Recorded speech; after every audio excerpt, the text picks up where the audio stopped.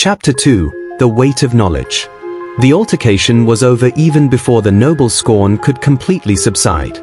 He stepped without conscious thought, his frame a puppet to the whispered string of the library. A step to the side, a lunge forward, the rough broom handle swinging upwards in a sharp, brutal parabola. It hit with a disgusting crack off the apprentice's bracing leg. His cry was a harsh, terrified thing, ripping the silence of the archive when he fell. His two companions stopped dead, their swagger gone. They had watched Ethan fall, flail, and kneel 1,000 times. But this was something else.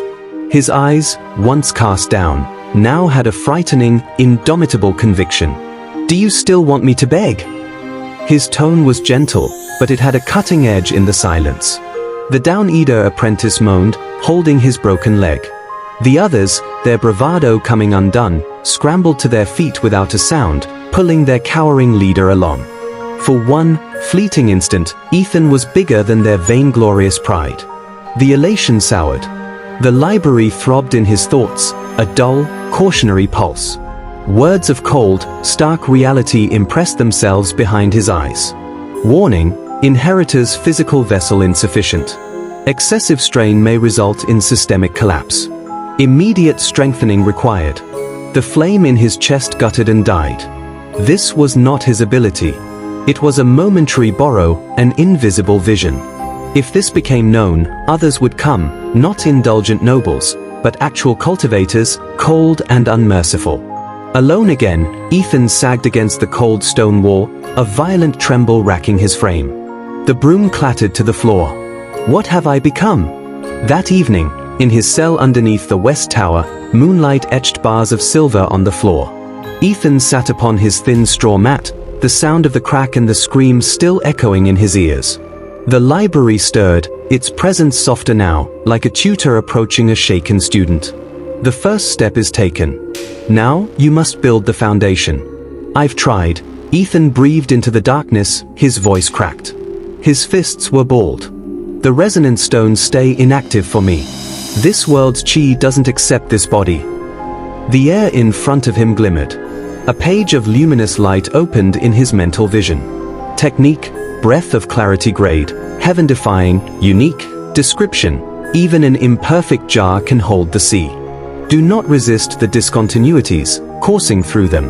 Not with the lungs, but with the marrow, breathe. Not via the meridians, but along the imperfections themselves, circulate. Ethan's breath caught. This was a cultivation skill? It was more, a specially tailored path to his own brokenness. He closed his eyes. The instructions unspooled within him, written not in ink but in instinct. He inhaled slowly, drawing in the thin night air. Instead of forcing it into his blocked and withered meridians, he did the unthinkable, he guided it toward the fractures. The old scar on his shoulder, the uneven stutter of his heart, the chronic ache in his lower back. Pain, white-hot and searing. Then a dull, deep relief. His flesh had not spurned the power, it greedily consumed it, dry desert earth drinking the first rains. The first was absolute torture. The second risked uncreating him. But by the third, a thread of warmth, finer even than spider silk but most real, ran through his limbs. His eyes flew open. He felt it. Chi. A faint, fragile trickle, but it was his. A sound broke from him, half laugh, half sob, a strangled sound of incredulousness and victory. All his life he had had to foster. A whisper to the library was a breath. All faults are doors. Open them all, and you will pass those who never learned imperfection. Days bled together. By day, Ethan was the same invisible drudge, sweeping and cataloguing, his gaze carefully vacant. By night, he cultivated in secret, the library sculpting him breath by painful breath. A new steadiness filled his limbs, his senses sharpened to the dust motes dancing in sunbeams. But change, however subtle, casts a shadow. Master Harrow observed from the high gallery, his fingers freezing on the railing. Downstairs, Ethan balanced a pile of histories that a week ago would have left him staggering. Odd, the archivist grumbled. The boy was always pale enough to pass for a ghost. Now he seems substantial. He spun around, his tone a whip crack in the silence. You. The proud apprentice of the sealed wings sprang to his feet, blanching as Harrow pinned him with an icy stare. "What really occurred the other night? Leave nothing out." Stuttering, the boy replied, "He was cleaning, Master Harrow. He just moved differently. He had a sense of where to hit." Harrow's eyes snapped to narrow slits. "The sealed wing contains relics that murmur of lost potency. If that cursed boy has handled something he had no business holding." His words ended, the unsaid menace looming more formidable than any verbal accusation. The library was an unforgiving master. Night after night, the breath of clarity became more intricate, the forms more brutal. Ethan's flesh protested, only to be strengthened anew each time. One night, when he fell onto his mat, his muscles afire and his robe drenched, the voice of the library was more serious. "The groundwork is laid. To progress, you must pass through your first trial." "A trial?" Ethan growled, his chest rising and falling. "Knowledge is not offered. It is asserted." Everything around him dissolved. He was in a hall of infinite shelves, the true center of the library. Pages floated like sleepy birds, and scrolls uncoiled in midair, letters glittering. It had a pedestal at its center. Above sat a jade slip that shone with a soft, inviting light. Ethan reached for it, and a figure solidified from the shadows. Unfinished. But this Ethan was tall and unblemished, his robe spotless, his eyes sparkling with scorn. His voice was a whip of absolute scorn. "You think you are fit for this? You, a groveling worm who licks the dust off better men's boots? You are nothing." The phantom charged. Ethan stepped back, defenseless and unarmed. But when the double was in motion, words blazed in his mind. Opponent, mirage of the self. Flaw, hubris. Overextension exposes the center unguarded for 0.7 seconds.